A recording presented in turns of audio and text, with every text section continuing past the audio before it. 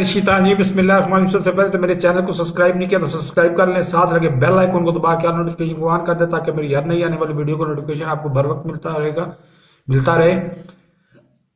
मौत का मंजर कोशिश में करूंगा कि ये वीडियो भी 3 मिनट के अंदर अंदर खत्म हो जाएगी, क्योंकि CTR आपने मुझे देना नहीं होता, तो फिर CTR का मैसेज पहले ही मेरा कंप्यूटर ऑन होने से पहले ही वो डिस्प्ले हो रहा था कि आपको क्लिक थ्रू रेट, मतलब मेरी वीडियो ओपन आम लोगों में वीडियो देखने के लिए पेश ही नहीं की जाती, क्योंकि क्लिक हर बंदा करता है लेकिन 30 सेकंड रेट आता है, 30 सेकंड के बाद वो बंद करके चला जाता है, आगे चला जाता है। बहरहाल मौत का मंजर, मरने के बाद क्या होगा, उस किताब के एक सफे का भी दूसरा या चौथा या पांचवा हिस्सा, 5 या 6 किरदार हैं, सारे के सारे 60 साल से ऊपर के उम्र के हैं।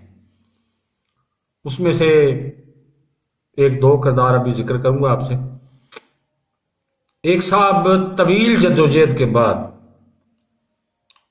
वो मुजरम हैं, उन्होंने बेशुमार जाली ट्रांजैक्शंस मकसूद चपड़ासियों के जरिए की होती हैं, और वो जद्दोजहद करते करते अपना मोराल इतना वो स्ट्रांग और हाई रखते हैं कि जद्दोजहद करते करते वो बैरूनी मुदाखलत से पाकिस्तान में तहरीक अदम एतमाद कामयाब करने के बाद वो कामयाब हो जाते हैं। उसमें उन्होंने क्या क्या किया, एक थे, अब मैं उनको मौलाना मौलाना भी नहीं कह सकता, क्योंकि मौलाना वो मदरसे के वो डिग्री याफ्ता ही नहीं है, फजलुर रहमान साहब, उनकी उम्र भी 60 साल, सारों की उम्र 60 साल से ऊपर है। अब 60 साल की उम्र के बाद रिटायरमेंट की उम्र है, और उसके बाद इंसान को सिवाय मौत के अलावा कुछ याद नहीं होता, मौत के अलावा कुछ याद नहीं होना चाहिए। लेकिन वो पहले ही बड़े मशहूर हैं, बदनाम हैं विकीलीक्स के जरिए, कि उन्होंने कहा जनाब अमेरिकन सफीर को कि मुझे वजीर आजम बना दें, मैं इसराइल को भी तस्लीम कर लूंगा, और भी जो कुछ आप कहेंगे ना वो ही मैं करूंगा।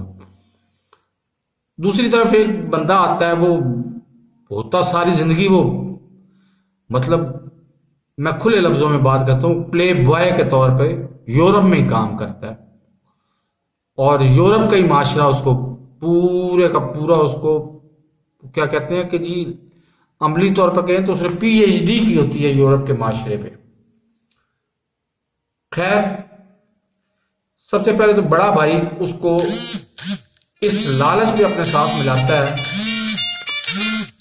कि तुम जो है मेरे साथ मिल जाओ, अगर मैं वजीर आजम बन गया, वो बड़ा भाई कह रहा है मैं वजीर आजम बन गया तो मैं तुम्हें सदर पाकिस्तान बना दूंगा। सिर्फ इस लालच में वो उसकी पार्टी के साथ इत्तेहाद कर लेता है। नतीजे में PDM वजूद में आती है, बाद में बड़े भाई को बाहर जाना पड़ जाता है, क्योंकि बड़ा भाई डिक्लेयर्ड मुजरम बन जाता है, वो बाहर चला जाता है। छोटा भाई इधर ही जद्दोजहद करता रहता है, वो उसके अंदर कुछ जिस पावर होती है, कुछ अरसा वो अंदर गुजारता है। उसके ऊपर भी 40-50 अरब रुपए के केसेस हैं कि उसने गैर कानूनी तरीके से मनी लॉन्ड्रिंग के जरिए बाहर भिजवाए, और बाहर से फिर वो कानूनी शक्ल में रकम वापस 3-4 अकाउंटों से ट्रांसफर करके वापस पाकिस्तान ले आया, जिसमें मकसूद चपड़ासी और चीजें आ जाती हैं, XYZ वो सब कुछ आ जाता है। वो बिल आखिर वजीर आजम बन जाता है। एक दिन वजीर आजम बनता है, उसको फिर काबीना का रफड़ पड़ जाता है, काबीना बनाता है, काबीना भी मतलब 80-90% से ज्यादा जमानतों पर रिहा लोगों को चू का मुरब्बा 13 या 14 जमातें इकट्ठी मिलकर काबीना बनाती हैं, वो काबीना बन जाती है। एक दिन वो सोता है,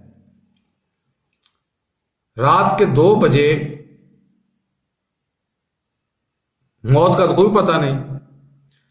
जब उसकी आंख खुलती है तो इसके इर्द गिर्द ना, मतलब चारों तरफ, पांव की तरफ भी, सर की तरफ भी, दाएं हाथ भी बाएं हाथ भी, वो उसकी आंख खुलती है तो 5-5 फीट लंबे और 6-6 इंच मोटे